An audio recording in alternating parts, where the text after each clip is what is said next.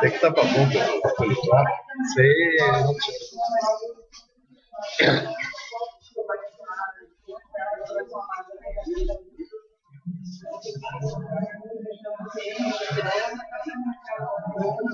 Horrível. Eu demorei no lugar que eu faço 5 minutos, eu demorei 20, assim. Um trechinho. Isso que eu desviei. Pior ainda. Boa noite a todos, sejam muito bem-vindos. Esta noite para a CIBRA, para a Sociedade Israelita Brasileira de Cultura e Beneficência, é muito especial, porque o nosso caro palestrante, o filósofo Lenny Rosenfeld, se transforma no primeiro palestrante a inaugurar este espaço cultural após a nossa reforma. Então, este mini auditório que montamos foi pensado justamente para o nosso público, para grandes palestrantes, e bom, ninguém melhor do que contar com a presença, boa noite, contar com a presença dos caro Lenny Rosenfeld para iniciar os nossos trabalhos. E também aproveito para dar as boas-vindas àquelas pessoas que estão ao vivo acompanhando esta palestra desde diversos lugares. Vamos tentar, uma vez que termine a palestra, pelo recurso live stream, gravar para que aquele que não conseguiu estar aqui conosco possa rever.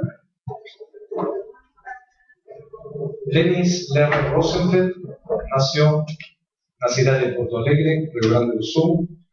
Realizó sus estudios de graduación en filosofía en la Universidad Nacional Autónoma de México y sus estudios de posgraduación en Francia, tendo obtenido su grado máximo de doctor de Estado en las Universidades de París, primero Panthéon-Sorbonne, en el año 1982. Es actualmente profesor titular de Filosofía de la Universidad Federal de Rio Grande do Sul, autor de varios libros, entre ellos los libros Reflexiones sobre el Derecho a Propiedad, Justicia, Democracia y Capitalismo, y ¿Por qué iré a Direita? Além de artigos en portugués, francés y español, también es profesor visitante en Francia, Alemania, Argentina y Estados Unidos. Es articulista de los jornales Estado de São Paulo y O Globo, além de ser también articulista del Diario de Comercio de São Paulo. Es consultor de análisis política para empresas, grupos financieros, asociaciones empresariales y partidos políticos. Hoy por la noche, este honorable público terá a oportunidad de compartilhar os conhecimentos do caro Lenny Rosenfeld sobre a temática Maimônides, razão e fé. Eu peço uma sala de palmas para dar as boas-vindas.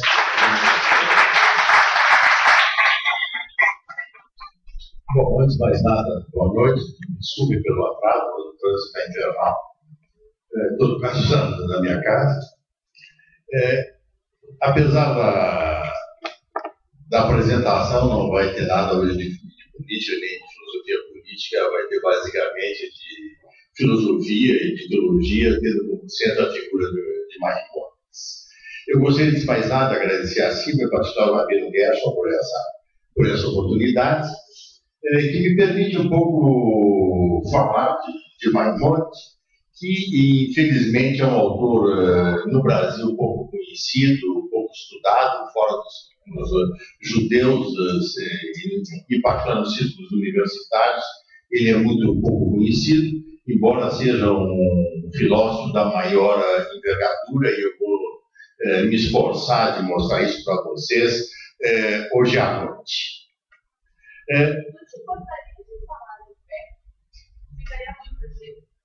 Para mim é difícil porque eu estou com o meu texto aqui. Tá bem.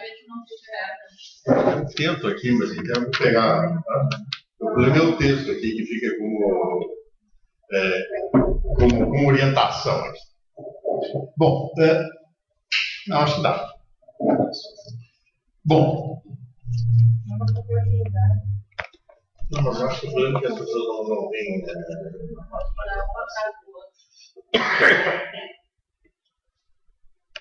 Desculpe eventuais interrupções pela tosse, mas a me persegue há 10 dias.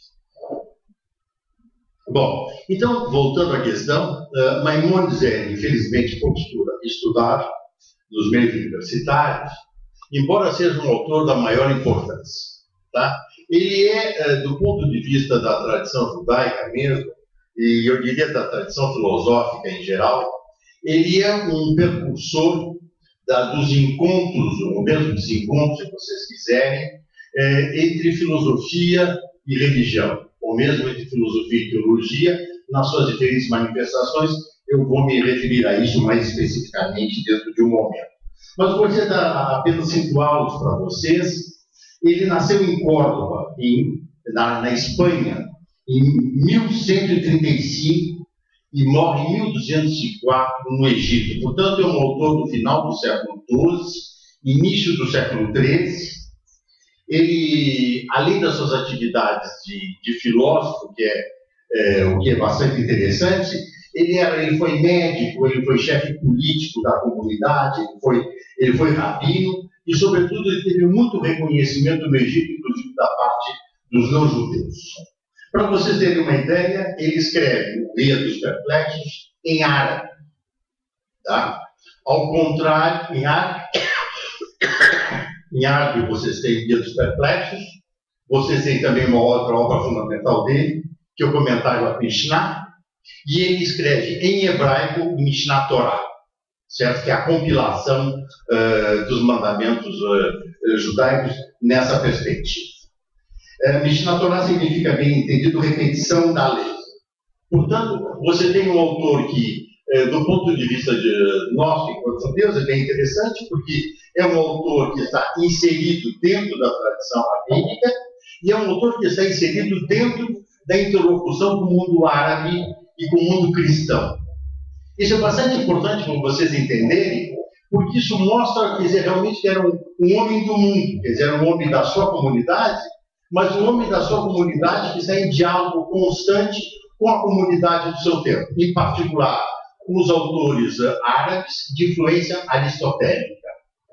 E ele é, no judaísmo, aquilo que vai ser equivalente no mundo católico, no mundo cristão, a Tomás de Aquino, na Suma Teológica. Ou seja, ele procura fazer uma junção entre filosofia e religião, entre metafísica e teologia. E o faz de uma maneira absolutamente esplêndida, com conhecimento extremamente detalhado, um conhecimento extremamente preciso dos textos bíblicos e dos textos filosóficos. Então, ele é um autor que abre o exercício da razão precisamente para explorar o texto bíblico, em particular a Torá, que é o que lhe interessa particularmente, porém sendo extremamente atento à tradição talmúdica. Mas depois eu entrarei nesse ponto mais concretamente. Eu queria primeiro estabelecer um ponto introdutório, que a minha exposição vai estar baseada no Guia dos Perplexos, né? Que é esse tijolaço tem. Tá? E o Guia dos Perplexos, ele deveria ser mais bem, eu diria assim, até dito, um guia dos perdidos. Eu li na tradução francesa, que se chama Guia des Égarés, guia dos perdidos, guias dos que estão errantes, guias dos que estão perdidos, ou seja, daqueles que perderam o caminho. Por que perderam o caminho? Vocês não se esqueçam que até Maimônides, toda a tradição talmúdica é basicamente uma tradição oral, que passa de comunidade para comunidade, de rabino para rabino, dentro de uma dispersão onde os judeus estão inseridos no mundo não judeu, tão longe da Palestina, e, portanto, é um momento mediante o qual se coloca a questão como conservar essa tradição. Mas um ponto extremamente difícil, porque como se pode conservar uma tradição que até Maimônides proibia que os comentários talmúdicos fossem escritos e compilados e que viessem a ser um cânone. Ou seja, Maimônides vai fazer algo extremamente diferente. Ele vai dizer que ele segue a interpretação da Torá, não seguindo a Torá. Ou seja, ele vai interpretar, vai compilar, sabendo que isso é uma proibição do ponto de vista da religião. Agora, por que ele faz isso? Segundo ele tem que colocar os judeus no bom caminho. Agora, como? Qual é esse caminho que vai nos trazer os perdidos para o caminho reto? Os perdidos que deixarão de errar pelo mundo. Ou seja, ele procura, portanto, preservar a tradição talmúdica, e ele só pode preservar a tradição talmúdica compilando-a, Mishnah Torá, mas basicamente interpretando, ou seja, introduzindo a filosofia dentro, obrigado, dentro, basicamente, dessa tradição. Então, o problema dele é o seguinte: como nós vamos preservar a tradição oral? Ou seja, infringir o mandamento divino para preservá-lo. Isso é um dos pequenos paradoxos de Maimônides. Ele tem que preservar a tradição talmúdica, infringindo a tradição talmúdica. Ele vai fazer uma reflexão, tendo a fé judaica como pressuposto, levando a razão aos seus extremos do ponto de vista da interpretação. Então, quando nós nos defrontamos com o Guia dos Perplexos, é um livro que se pergunta as razões da fé. O porquê crer. Ao contrário da Mishnah Torá. A Mishnah Torá não, é a orientação prática, são os mandamentos que devem ser seguidos. Não há dúvida sobre os mandamentos que devem ser seguidos. Agora, a questão básica é o seguinte: como nós vamos seguir os mandamentos? Não tem problema nenhum. Vamos seguir os mandamentos para ele. São todos perfeitamente compilados, não há nenhuma dificuldade nesse respeito, com exceção de alguns que nós veremos. Mas, ao mesmo tempo, ele vai colocar uma outra questão, que é o seguinte: como nós vamos entender as razões daquilo que nós estamos fazendo? Portanto, a questão é a razão dos mandamentos, e não o seu questionamento, não o seu abandono. Ou seja, o questionamento racional não significa o abandono dos mandamentos. Ao contrário, significa exclusivamente o modo mediante o qual nós vamos operar o exercício da razão. Vejam bem, o Mishnah Torá, repito, é um livro voltado para o homem judeu em geral, cumprir os mandamentos. O Guia dos Perplexos não. O Guia dos Perplexos é de natureza diferente. Repito, é um livro voltado para judeus instruídos, para judeus cultos. Ele chega a dizer, é um livro voltado para a elite. Por quê? Porque o judaísmo não é uma religião popular, isso é bem interessante no caso dele, não é uma religião popular que deva estar voltada para desvendar os segredos da Torá. Os segredos da Torá permanecem segredos da Torá. São para iniciados. E esses iniciados, no entender dele, são aqueles que se dedicam ao estudo, em particular ao estudo da religião e ao estudo da filosofia. Mas como que nós vamos fazer isso? Como é que ele vai fazer esse estudo da filosofia? Ele vai fazer esse estudo da filosofia interpretando a Torá. E como é que ele vai interpretar a Torá? Só tirar o casaco aqui. Já estou com calor. Não, estou bem. Não, eu vou começar a tossir. É pior, eu estou entrando uma coisa e outra. Bom, como é que ele vai fazer isso? Ele vai utilizar a interpretação, que na filosofia depois nós vamos chamar de um trabalho hermenêutico, da seguinte maneira. Ele vai pegar a linguagem da Torá, portanto a linguagem bíblica, e vai fazer um trabalho que nós vamos chamar de velamento e desvelamento. Como é que ele faz isso? É que o segredo da Torá consiste, segundo ele, em parábolas, em analogias, em metáforas, ou no uso muitas vezes ambíguo das palavras. Portanto, ele exige um trabalho de interpretação. Tem que revelar a verdade, ocultando aquilo que está, ao mesmo tempo, aqui presente. Portanto, o trabalho do Guia dos Perplexos é, como eu assinalava, um trabalho voltado para eruditos, escolas, nós diríamos hoje, e não são voltados para o vulgo. Ou seja, aqueles que se dedicam ao estudo é que têm acesso à religião no sentido mais elevado de exercício racional. Portanto, não se pode, isso é interessante, não se pode vulgarizar as interpretações.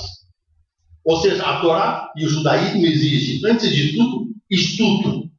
E, portanto, um estudo que ponha precisamente a Bíblia ao alcance daqueles que sejam capazes de uma análise racional. Vejam bem, não se esqueçam o seguinte, o que é, digamos, a Torá? Vamos dizer de uma maneira de filosofia da linguagem.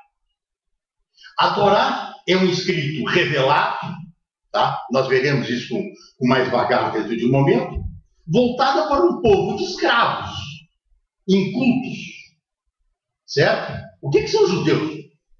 São um bando de rebeldes, né? Incultos, escravos, né? Ou seja, que tem que ser instruídos, tem que ser ensinados. Portanto, a linguagem da Torá é uma linguagem voltada para um povo de escravos. Portanto, tem que usar uma linguagem que seja acessível a eles. Ou seja, a linguagem da Torá, aí tem toda uma discussão entre mais conservadores ou mais liberais. Ou seja, não se pode tomar a Torá, em todo caso a interpretação do Maimônides, que seria a minha, como... Só um minutinho. Quando me empolgo, pior a tosse. Ou seja, não se pode entender, portanto, o estudo da Torá como um estudo voltado apenas para a revelação divina. É a revelação divina naquela linguagem, voltada para aquela comunidade. Portanto, ele exige que se interprete. Como é que nós vamos dizer, em nome de Deus, por exemplo, como é que as pessoas vão se alçar ao conhecimento? Ou seja, e aí vai se colocar a seguinte questão. Que tipo de livro é esse? Será que o Guia dos Perplexos é um livro, no sentido estrito da palavra? Maimônides vai dizer não. É uma conversa. Ele segue a tradição oral do Talmud. Como? O livro está escrito a um suposto estudante. Então é um diálogo que está sempre explicando, se chama José, e portanto ele vai começar a discorrer sobre um determinado tema. Como se discorre? Aí tem uma questão muito própria também do judaísmo, que consiste no seguinte: se discorre fazendo perguntas, abrindo portas, abrindo janelas, e se procura manter precisamente a forma oral das analogias, das parábolas, das homonimias. Mas o que é José? José é um símbolo do judeu na diáspora, do judeu que está errante pelo mundo. É o judeu errante, preocupado em manter a sua tradição e preocupado em ter acesso à Torá e à tradição talmúdica do povo dos judeus. Então, um judeu que errante, um judeu que erra, entre aspas, nos seus caminhos, e, portanto, aqui, ele vai se colocar a questão da riqueza e dos problemas da diáspora. Isso faz com que o Levi Strauss ele tem um livro, que é um livro notável, que chama Persecution and the Art of Writing. Ele tem um capítulo sobre Maimônides, que ele diz o seguinte: somente a necessidade de salvar a lei pode ser causado que ele rompa com ela. Ou seja, Maimônides tem que preservar a lei judaica, mas preservar a lei judaica tem que romper com a lei judaica. Ele tem que romper com a tradição oral e estabelecer uma tradição escrita. Esse é o problema que ele vai se colocar. E, portanto, mesmo no caso dos profetas, por exemplo, que é uma invenção estritamente judaica, uma invenção única do judaísmo, ele vai dizer que os profetas têm o acesso intuitivo a Deus. Mas eles usam a razão. E, portanto, o que vai fazer o Maimônides? Ele vai interpretar os profetas, e interpretar os profetas numa linguagem da razão, admitindo que os profetas são aqueles que conseguem ter acesso a Deus. Então, agora, o profeta significa o seguinte, não se esqueça. Um profeta, ele se alça a Deus num determinado momento, e depois ele tem uma vida comum. Ele pode terminar em qualquer outra posição, não realizando mais nenhuma profecia. Então, profetas são homens comuns que se alçam pela luz a um determinado momento, a iluminação racional. Basicamente, a iluminação racional, a iluminação divina.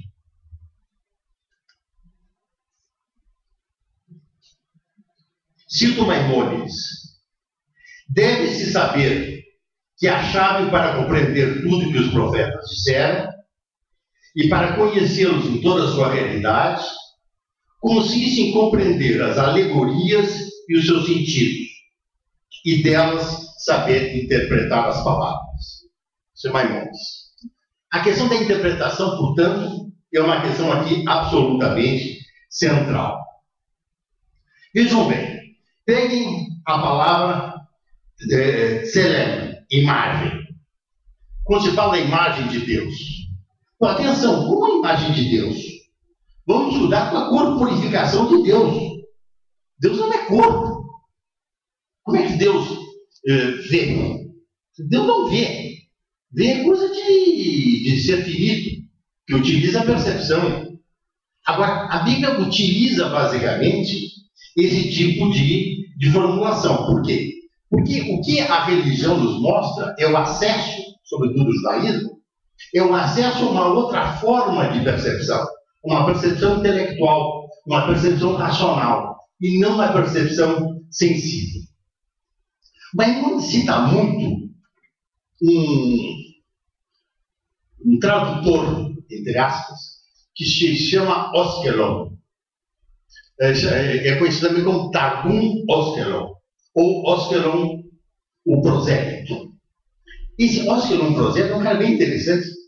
É um nobre romano que se converteu ao judaísmo no século II do século cristão. Alguns dizem que é no século IV, há toda uma discussão sobre quando ele viveu, mas ele teria sido sobrinho de Adriano, que, entre outras especialidades, gostava de perseguir os judeus. Embora fosse amante das artes, não sei fazer o quê, mas a especialidade dele mesmo, que ele gostava mesmo, era de perseguir os judeus. É curioso, porque hoje o Adriano é um imperador muito reconhecido, tem um livro da Margarete e o Senado sobre Adriano, não sei, mas realmente ele gostava muito de perseguir os judeus. E o Oskelon é sobrinho dele. E ele vai para o Oriente Médio, se converte ao judaísmo, convive com rabinos importantes na época, e ele faz uma tradução que depois foi convalidada rabinicamente do hebraico para o aramaico. E por quê? Porque estava preocupado com os judeus da diáspora da Babilônia que estavam voltando para a Palestina. E ele precisava dar um acesso deles à Bíblia. É extremamente interessante a história desse nobre romano que se despoja dos seus bens, se torna rabino, um homem extremamente piedoso, e na tradução da Bíblia, que depois foi convalidada, repito, pelos rabinos, e até alguns séculos atrás, era lida junto com o original hebraico. Então era o seu grau de autoridade. O que é curioso nessa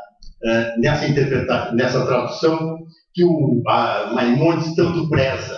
Ele tira um pouco o lado da corporeidade, ele tira o lado do corpo. Ele não diz Deus apareceu, não, Deus foi revelado. Como apareceu? Alguém viu Deus aqui? Apareceu? Não. Qual é essa imagem? Não tem isso. Então ele faz uma tradução bíblica da Torá mais, como é que eu diria assim, mais filosófica, mais racional, tirando os seus aspectos propriamente sensíveis. É interessante porque é uma edição americana do texto hebraico, aramaico, e uma tradução inglesa. E eu fiquei pensando, que troço curioso, quem é que fez um troço desse? Um rabino general rabino do exército americano. Inclusive um curso de Estado-Maior, etc. E o cara se dedicou basicamente a fazer essa compilação. Então é interessante que ele tira esse lado da corporificação sensível. Pegue outra coisa, por exemplo, o conceito de demut, semelhança. Semelhança a Deus tampouco pode ser tomado literalmente. Tem que interpretar. Ou seja, o que é semelhante é o bezerro de ouro, que é semelhante a um animal. Mas em que sentido nós vamos dizer que Deus é semelhante, que o homem é semelhante a Deus? Como um ser corpóreo, finito, bipedifalante, seria igual a um ser incorpóreo. Ora, então isso nos remete, basicamente, a como que nós vamos entender a ideia de semelhança. Por quê? Porque são coisas completamente dessemelhantes. Um ser finito, corpóreo, mortal, a um ser incorpóreo, imortal, eterno, que não se presta precisamente a esse tipo de analogia. Agora, isso aqui é uma questão absolutamente central no judaísmo, porque o judaísmo é uma crítica radical da idolatria. Eventualmente, na conclusão, ainda se der tempo, eu vou tocar nesse assunto, e, portanto, uma religião estritamente monoteísta e que não aceita nem o paganismo, nem a idolatria. Mas pega ainda a palavra Elohim, por exemplo, uma palavra homônima. Ela aplica-se a Deus, aos anjos e aos governantes que regem os estados. Ela significa a origem da dominação das forças. Portanto, devemos ver os diferentes sentidos dessa palavra. Essa formulação, por exemplo, de Maimônides, ela é extraída de Yehuda Levi, no livro chamado Casuí, onde ele pega basicamente também esse ponto. Então, homonimias devem ser tratadas precisamente através da interpretação. Veja outra formulação. Ver Deus. Na verdade, Moisés não vê o Deus. Mesmo se Moisés é o primeiro e o mais eminente dos profetas.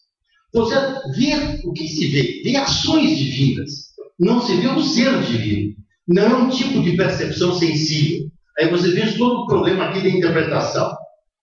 No Êxodo, Deus diz o seguinte: tu me verás por trás. Como é que tu me verás por trás? Foi lá e deu a volta?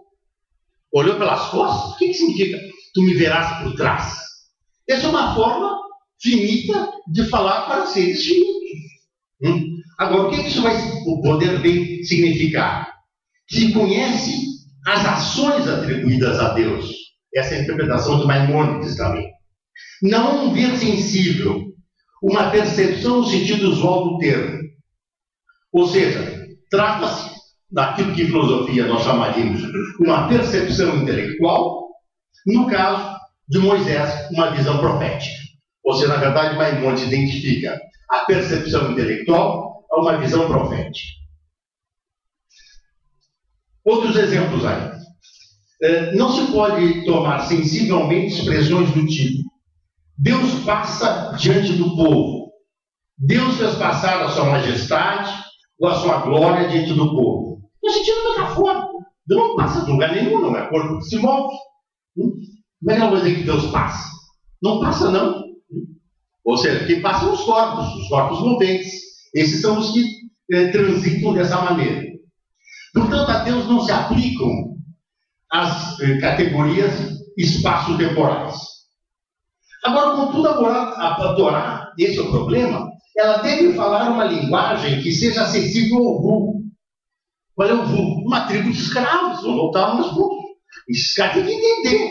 Se eu chegar com eles e começar a falar de percepção intelectual, um ser abstrato, que é isso? Quer dizer, isso que esse povo de escravos, não se esqueça, eles tinham milagres, as pragas do faraó, cruzaram o Mar Vermelho, o afogamento das tropas do faraó, pois estavam cheios de milagres, e mesmo assim eles não entendiam. Não se esqueça que imediatamente depois eles são punidos por 40 anos no deserto, precisamente por não acreditarem. Então, como se cria, como se forma, como se educa esse povo de escravos?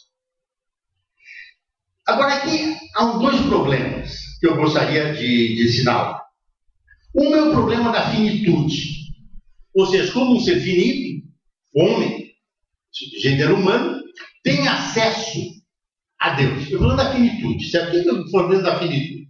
Finitude é o seguinte: como um ser limitado, corpóreo, mortal, pode ter acesso a um ser eterno, imortal, e que não se oferece do ponto de vista da percepção empírica. Esse é o problema. Então, esse ser vai ter que falar de alguma maneira de Deus.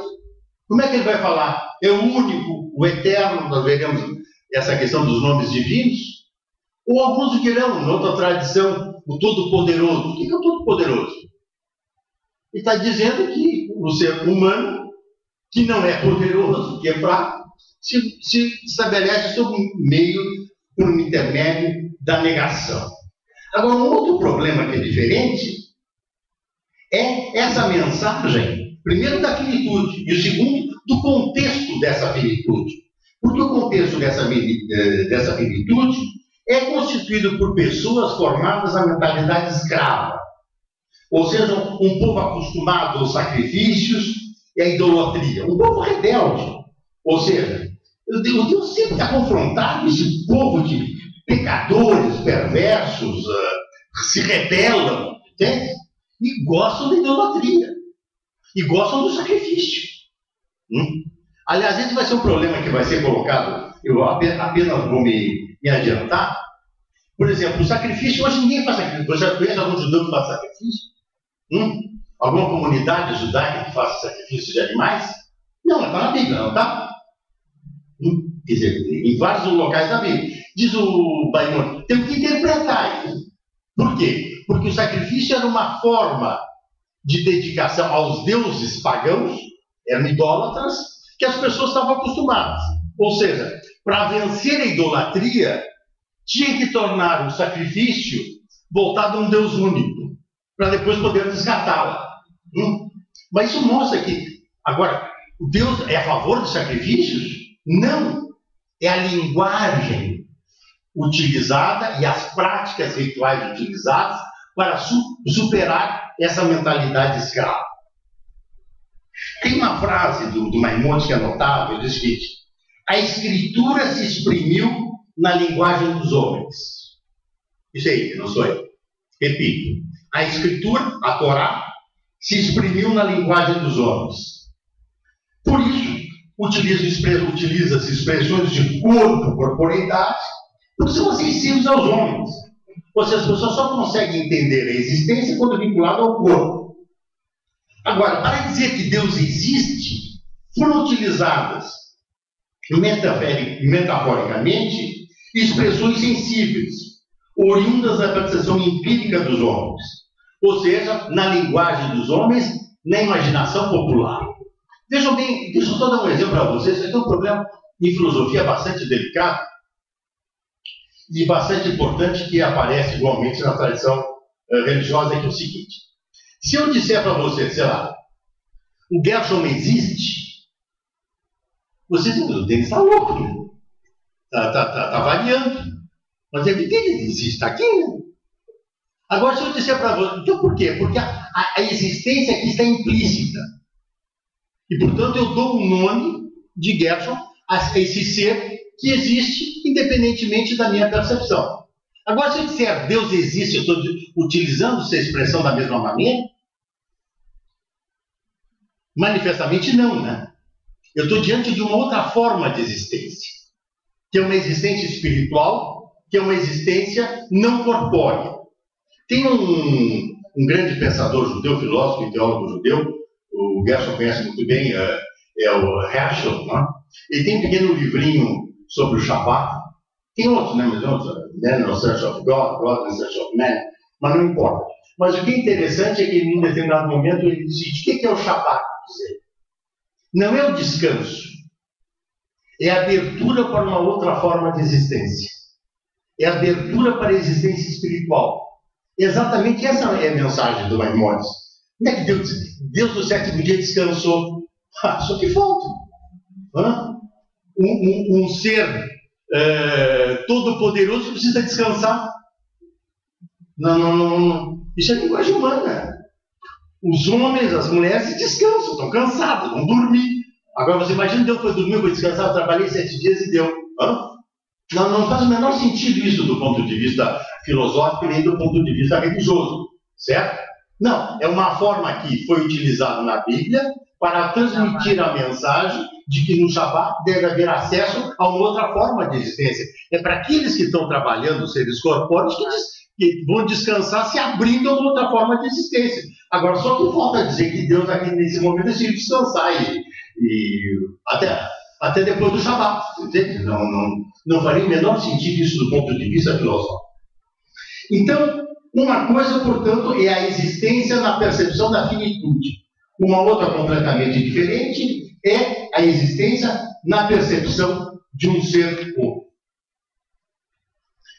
Vou tomar aqui uma outra expressão do Maimonides, cito as palavras.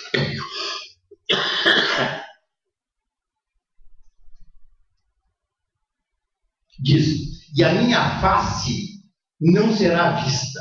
Como assim? Minha face não será vista? Não é para ver mesmo, e não tem face, não tem rosto. Então, qual é a interpretação do Maimonides? Significa o seguinte: é a presença, é a realidade da minha existência que não pode ser apreendida sensivelmente, apenas intelectualmente. Então, não ser vista significa, então, a presença. Então, da mesma maneira, vocês terão outras expressões. O que é um anjo? Um anjo apareceu ao profeta. Não apareceu nada. Quer dizer, chegou, sentou e conversou? Não. Tomou um cafezinho? Não bateu um papo? Não. O anjo é, na acepção bíblica, o mensageiro. Aquele que transmite uma mensagem. E a mensagem normalmente é transmitida pelo sonho, que é a forma mais usual. Mas sempre para aquele povo de incrédulos, judeus, povo de incrédulos, vamos dizer que ele apareceu para ficar mais fácil. Certo? Bom, então, aqui nós temos o trabalho próprio da interpretação. Quais são os seus limites? Razão e fé, mais particularmente agora. A razão é limitada pelos marcos da fé, porém livre para explorá-la na sua interioridade. Então, a questão básica é o seguinte: a razão vai operar internamente a Torá, certo? Não podendo ultrapassar os limites da Torá. Esse é o grande problema. Poderia repetir a frase? A razão é limitada. É limitada pela fé e ela trabalha interiormente nos limites dessa fé. Certo? Obrigada. Bom, mas aí vai criar o seguinte problema, que é um problema bem interessante. Isso é assinalado muito por... Tem um autor que se chama Julius Gutmann, História das Filosofias Judaicas. Aliás, ele está traduzido pela Perspectiva. Recomendo. É um belo livro, tá?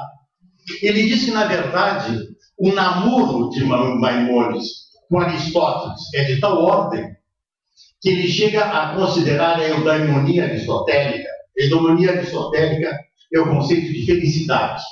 Mas felicidade significa a contemplação racional que a razão tem de si mesma. Ou seja, ela está voltada basicamente para o lado da percepção intelectual, do exercício da razão. Então, a preocupação dele aqui vai ser que a filosofia deve se apropriar do conteúdo da revelação. A fé, para Maimonides, é uma forma de conhecimento. E é uma forma de conhecimento amparada pela razão, que desbrava precisamente os domínios da fé. Então, o Maimonides vai estar de um lado, ele tem a Torá e o Talmud, como Santo Tomás de Aquino tinha o Antigo e o Novo Testamento, e de outro lado a filosofia aristotélica, que para ele é a metafísica verdadeira, é a física do mundo. Agora, o ponto aqui é o seguinte: na tradição judaica e na tradição de Maimônides em particular, a razão deve se curvar diante do transcendente. Tem toda uma discussão, não teremos tempo de entrar no detalhe, mas o ponto é o seguinte: na tradição judaica, Deus é radicalmente transcendente ao mundo. É o Deus criador. É o Deus que, num ato livre, criou o mundo. Na tradição aristotélica, não. O mundo existe desde sempre, eternamente. É um mundo incriado. É um mundo criado. É um mundo incriado. E o Deus aristotélico é o primeiro motor imóvel, de cujas emanações o mundo se nutre, por assim dizer. Mas aí é uma discussão enorme no Guia dos Perplexos. Boa parte do livro é uma discussão sobre se o mundo é criado ou se o mundo é eterno. Porque isso é uma questão absolutamente central para ele. Se o mundo é eterno, para que Deus? Para que o Deus da tradição judaica? Mas ele é um homem extremamente honesto intelectualmente. Ele diz: olha, não dá para decidir racionalmente essa questão, se ele é eterno ou se ele é criado. Devo optar pela tradição judaica, devo optar pela Torá, e entendê-lo como um Deus criador do mundo. Então, esse é o ponto para ele. Então, o exercício da filosofia para ele se complementa ao conhecimento religioso estrito sensu. Mesmo a piedade para ele tem uma forte conotação contemplativa. Ou seja, por quê? Porque é a contemplação da criatura mundo, da criatura homem, enquanto decorrente de um ato de livre-arbítrio de Deus. Portanto, a perfeição humana para Maimônides, e ele se distingue aqui da tradição rabínica, é a da perfeição pelo conhecimento. Agora, se conhece, bem entendido, as ações de Deus. Como? São ações morais, aquelas que se consubstanciam dos mandamentos e que vai se traduzir pela repetição desse conhecimento moral nas ações humanas. Portanto, Deus, do ponto de vista da sua ação, não do ponto de vista do seu ser, ele é conhecido por intermédio das suas ações. Então, os homens devem imitar moralmente Deus para para seguir as suas orientações. Tem uma frase aqui do Maimônides que é ótima, diz o seguinte: só pode haver crença quando há concepção, pois a crença consiste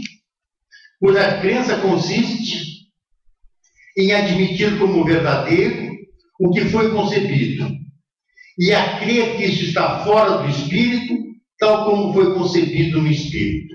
Em outras palavras, deve haver uma consonância, uma correspondência entre o conhecimento racional e o conhecimento religioso, entre a crença e a fé, aonde a filosofia serve aqui como instrumento mediante o qual a crença se torna acessível àqueles que podem se levar ao conceito de Deus. Agora, atenção, deixa eu assinalar um ponto aqui que eu acho um ponto da maior importância, que não sei se eu estou me passando do tempo, já me passei, mas vou me encaminhar para a conclusão. Atenção é o seguinte: o que é o trabalho aqui da interpretação?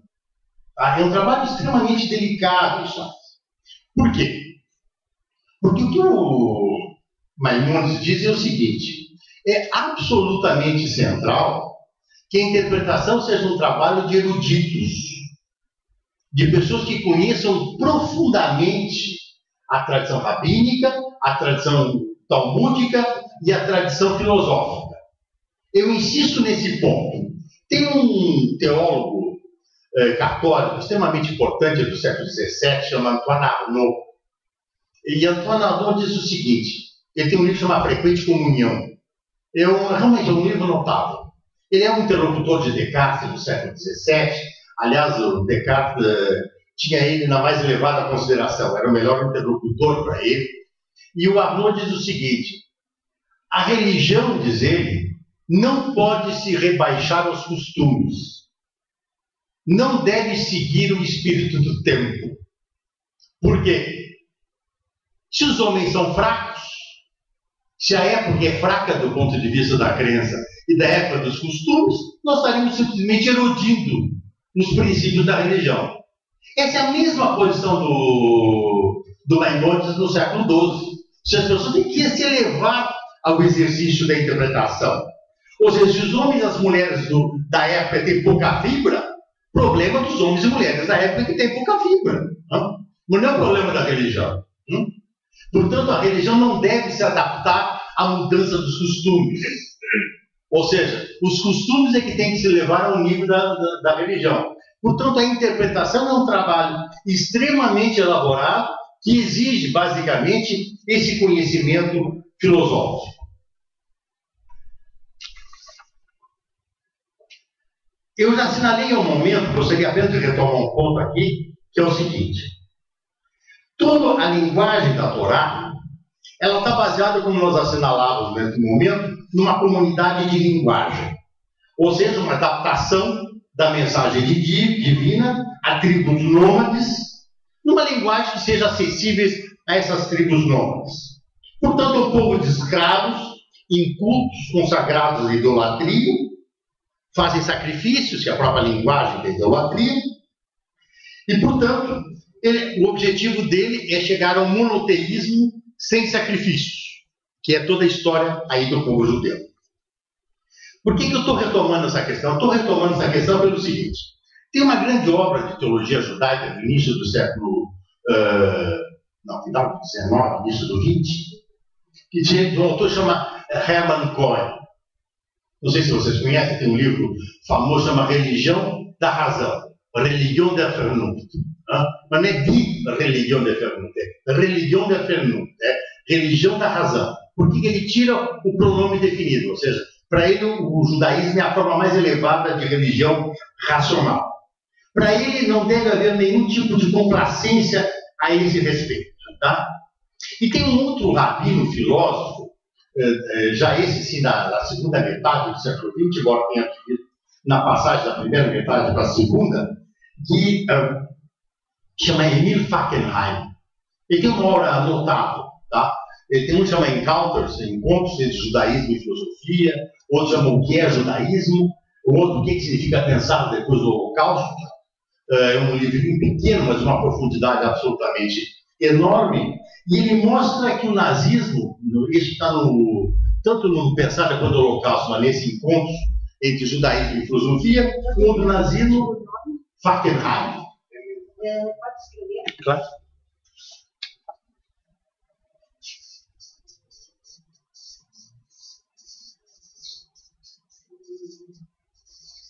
Ele. Nada dele está traduzido para o português, infelizmente. Em francês tem? Tem.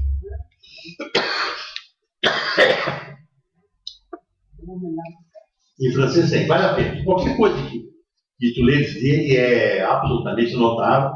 E o ponto dele é o seguinte: para ele o nazismo é uma falta de idolatria, inclusive por sacrifício, né? Campos de concentração, as formas de mortandade. Portanto, é a existência do mal, ele vai dizer, mas, sobretudo, esse autor, ele procura aí colocar a questão da ruptura no judaísmo pós-holocausto. Mas nós vamos tratar desse ponto hoje. Em todo caso, é fundamental. Ele é um judeu, para você ter uma ideia, ele vive a noite dos cristais, ele é preso na noite dos cristais. Então, tem até o testemunho dele, isso é o primeiro capítulo dele, o que é judaísmo. Então, ele faz um relato do ponto de vista filosófico. Bom,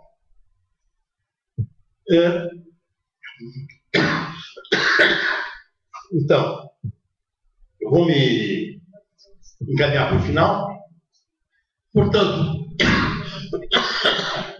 os sacrifícios são concessões à mentalidade pagã. O nazismo seria uma forma de paganismo nesse sentido, e mesmo escravo.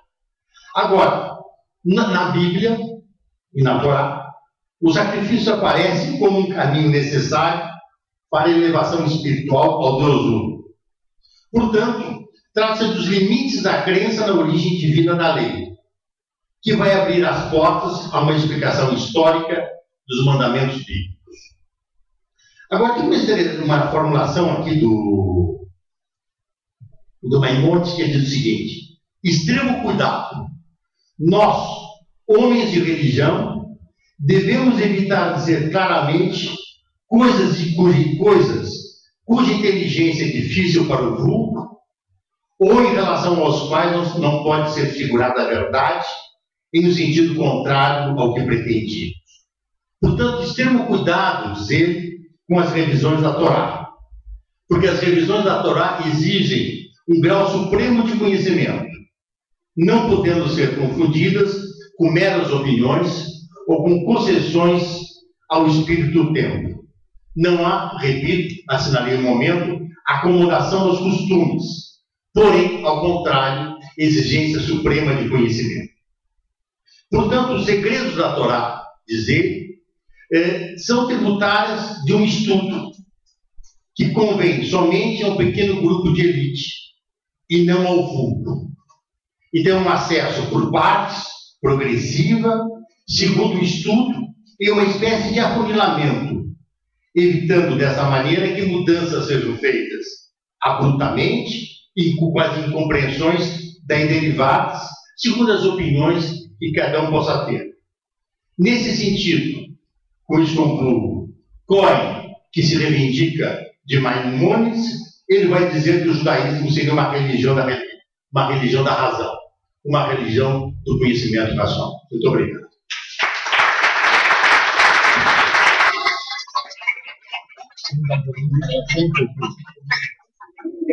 Agora pode sentar. Obrigado. Vamos aproveitar Podemos tomar as notas. estos minutos para abrir para preguntas y les peço por gentileza tratar de ser objetivo nas perguntas, assim aproveitamos o tempo e também se alguém que está em casa acompanhando esta palestra quiser perguntar, pode perguntar. Lucy, Não é bem uma fale, pergunta. te peço, fala alto. Fala. Não é bem uma Peraí, pergunta, vem. é uma colocação. Quando você Quer falou utilizar? que Vem aqui na frente.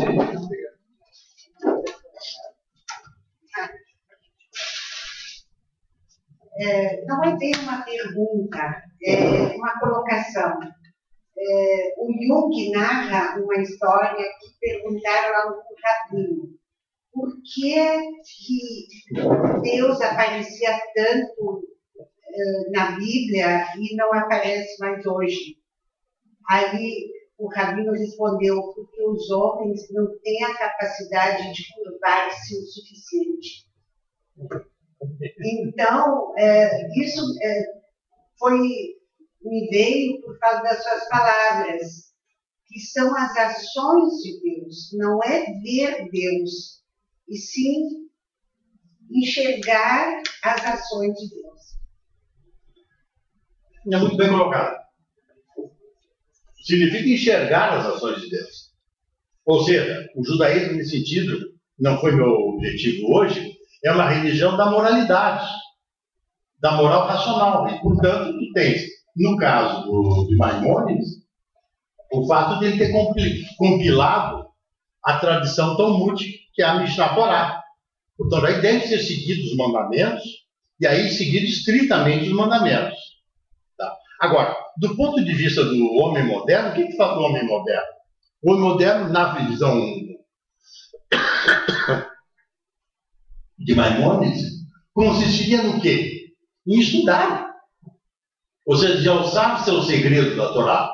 Seguir essa tradição, mas seguir racionalmente essa tradição. Ou seja, que nós possamos, aquilo que ele chama, determinar as razões do crer, as razões da crença. O Hermann Cohen é um neocantiano, tá? Está traduzido para o francês, tá? O original em alemão, Religion der Vernunft, está traduzido para o francês. E ele fez todo o trabalho dele, filosófico, na filosofia do Kant. Então tem um livro sobre o conceito de experiência em Kant, o conceito de razão prática em Kant, que é um dos grandes filósofos do ponto de vista da moralidade. E no final da vida dele, ele vai para Berlim, ele é um dos fundadores do célebre instituto, do qual sai também o Rosenzweig, e ele se dedica basicamente ao estudo do judaísmo como religião da moralidade. Agora, a religião da moralidade nesse sentido implica que tu tenhas o acesso racional à lei moral, te perguntando pelas razões da crença, que é a questão do Maimônides. Então, a questão, por exemplo, não me lembro se foi o Léo Strauss ou Gutmann que coloca uma questão que é muito boa. A questão que eles colocam é o seguinte: e qual é o estatuto de Maimônides? Seria um profeta? Depende. Se nós entendermos como alguém que tem uma revelação fulgurante e dá uma mensagem para o seu povo do ponto de vista da transformação dos seus costumes, não. Agora, do ponto de vista do conhecimento profético, entendido como conhecimento racional na sua forma mais elevada, poderia ser considerado um profeta. Tanto que na tradição judaica se diz que entre um Moisés e outro, ninguém como Moisés. Entre um Moisés e outro não teve ninguém como Moisés. Por quê? Porque Moisés é um profeta, é o primeiro profeta e o mais elevado dos profetas, certo? E Maimônides é, basicamente, nesse sentido, o outro Moisés, aquele que leva o primeiro Moisés do ponto de vista da percepção, da percepção racional, do conhecimento racional.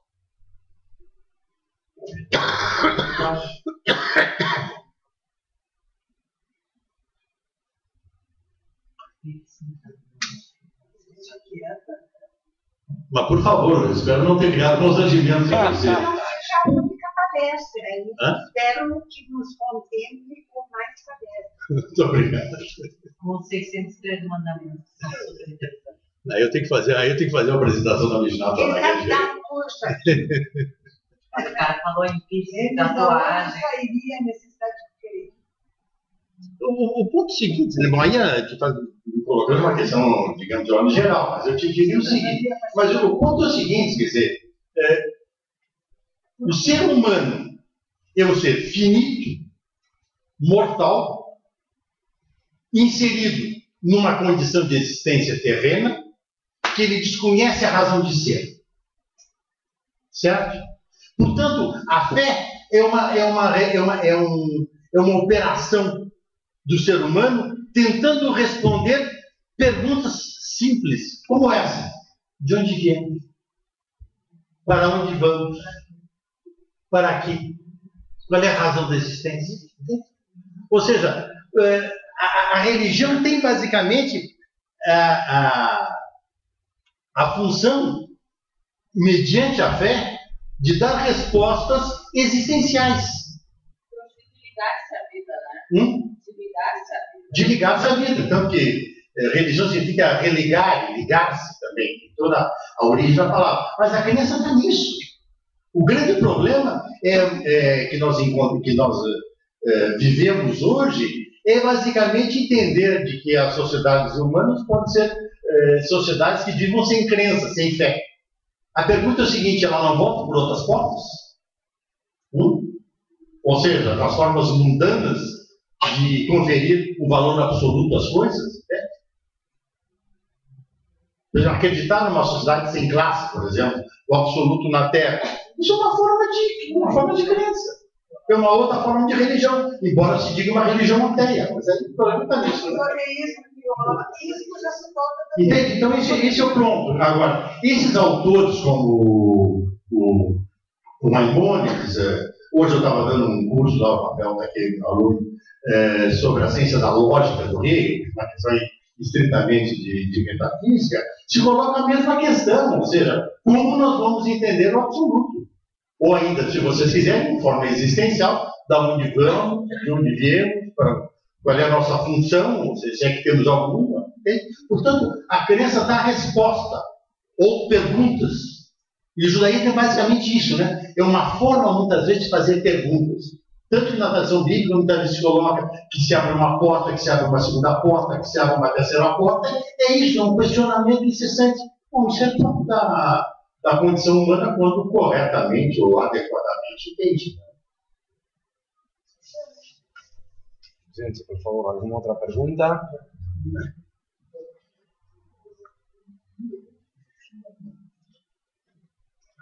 Por favor, Cláudio Walter. Por que essa preocupação em o povo não captar bem as coisas? Também aconteceu isso na igreja cristã, né? A Torá tinha que ser lida, a Bíblia em latim, o povo, para os sacerdotes, os padres, interpretarem isso para o povo. Isso.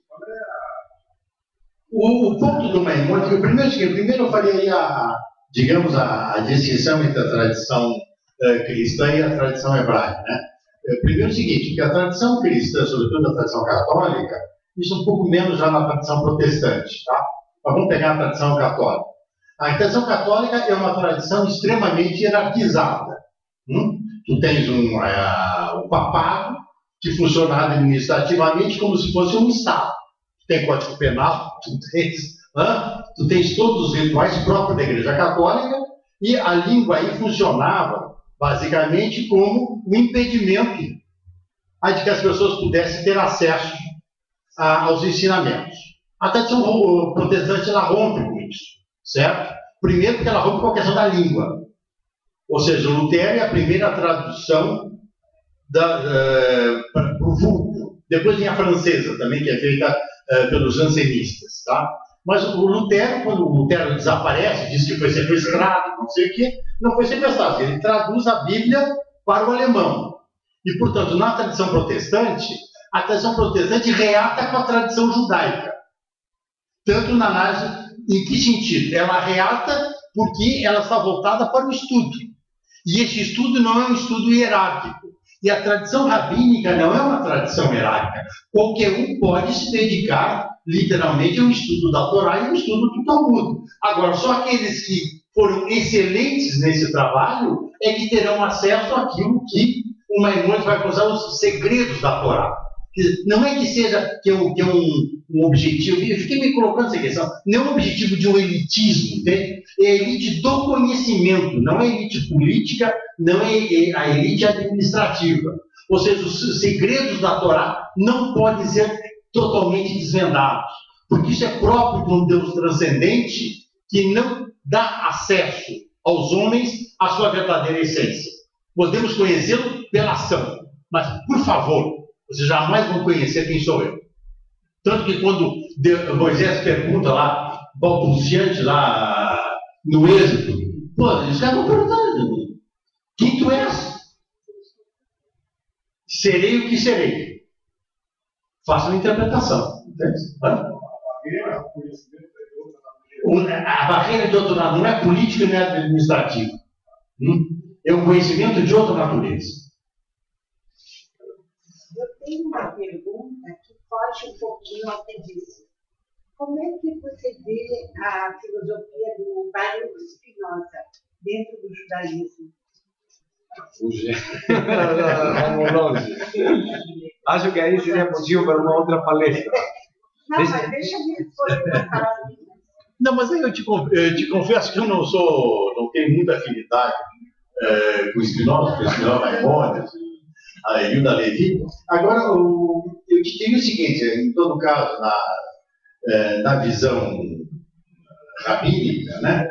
Quer dizer, Spinoza é um homem muito mais voltado, te diria, menos para o judaísmo e mais propriamente com a tradição filosófica de tipo cartesiano, certo? E, portanto, ele termina não se dedicando basicamente ao estudo da religião nesse sentido e permanece com todos os problemas um judeu expulso e aceito da comunidade. Mas não vai agora na questão de Spinoza. Eu gostaria de fazer uma pergunta, me permite. Não sobre Spinoza. Não, sobre Rambam, sobre Maimônides. Tu achas, Denis, que a preocupação de Maimônides foi, na sua geração, estabelecer um legado para os próprios judeus? Ou existia uma preocupação maior do Maimônides de poder dialogar com o mundo não judaico para levar, pelo caminho da filosofia, os princípios judaicos? Eu acho as coisas, né? Ou seja, a Mishnah Torá é um livro voltado do judeu para os judeus. Ou seja, para a observação dos mandamentos, para a compilação de uma tradição talmúdica e para a preservação dessa tradição. Agora, o Guia dos Perplexos é um livro voltado para a tradição filosófica em geral. É um livro para não-judeus, né? Tanto que ele influencia Alberto o Grande, ele influencia São Tomás de Aquino diretamente, e faz com que um grande tomista do século XX, chama Etienne Gilson, ele diz, bom, basicamente, Maimônides era um homem de fé, era um homem da razão. Um homem de fé e um homem da razão, que era o próprio Etienne Gilson. Né? Ele está no livro dele, eu acho, Lettres la Parence, não sei de aparência. Mas então, eu acho que nós temos no Maimônides esses dois lados, e por isso que torna ele um grande filósofo. Né? Se tu pegares, por exemplo, Yehuda Levi, Yehuda Levi é menos filósofo que o Maimônides. Ele é muito mais voltado para a tradição judaica, embora com todas essas questões que ele absorve do encontro com a filosofia. Então, o judaísmo é muito isso, né? Nós temos, de um lado, a tradição basicamente religiosa, que muitas vezes aparece uma avessa à filosofia, né? E depois nós temos uma tradição que recupera a filosofia, né? Agora, como é que ela recupera a filosofia? Ela recupera com Yehuda Levi, ela recupera basicamente com Maimônides, que se tornam homens do mundo e escrevem filosoficamente. Agora, a grande eclosão disso vai se dar depois do século XIX com Mendelssohn, né? Com Moses Mendelssohn, e depois aí no século XX, onde os judeus saem do gueto, por assim dizer, e se enfrentam diretamente com a filosofia. Né? Mas aí é todo um percurso, né? O livro do Mendelssohn, por exemplo, Jerusalém, né? É um livro que está diretamente vinculado com essa dupla tradição, né? Mas o Mendelssohn é um caso interessante, até do ponto de vista filosófico, porque o Mendelssohn, na verdade, era um filósofo. Ele era um filósofo que escrevia sobre estética. E, de repente, ele é inquirido pelos não-judeus a explicar a sua fé. Ele é um interlocutor do Kant, então, é um representante, ele é um filósofo extremamente eminente na Alemanha, mas aí ele tem que fazer o quê? Tem que explicar a sua fé. Então, ele faz uma reflexão filosófica sobre o judaísmo. Aí é o encounters, né? O encontro, desencontros, encontros e desencontros da tradição judaica e da tradição religiosa.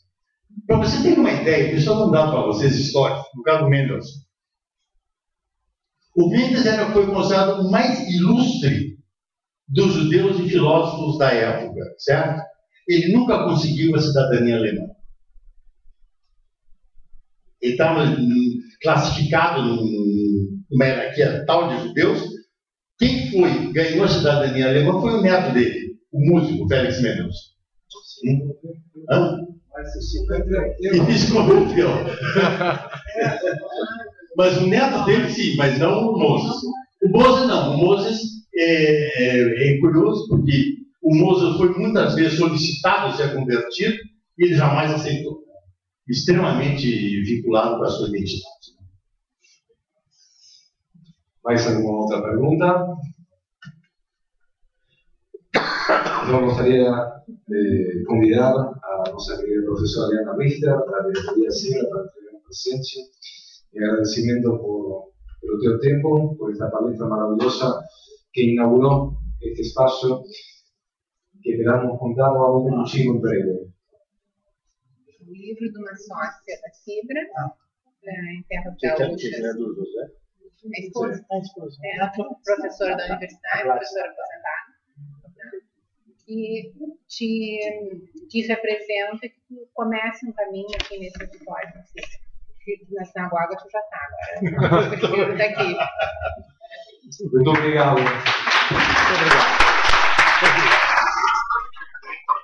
Nós queremos agradecer a cada um de vocês que chegou até aqui, que se animou a sair de casa, mesmo com a chuva e com problemas de trânsito de Porto Alegre. Agradecer também àqueles que nos acompanharam.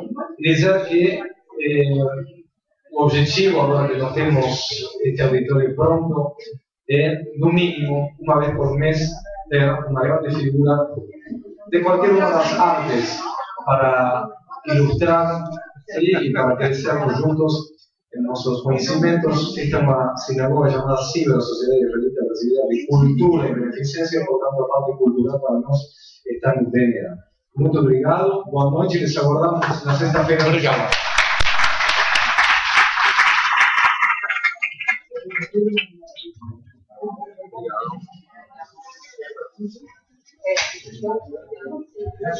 Espera só um minutinho que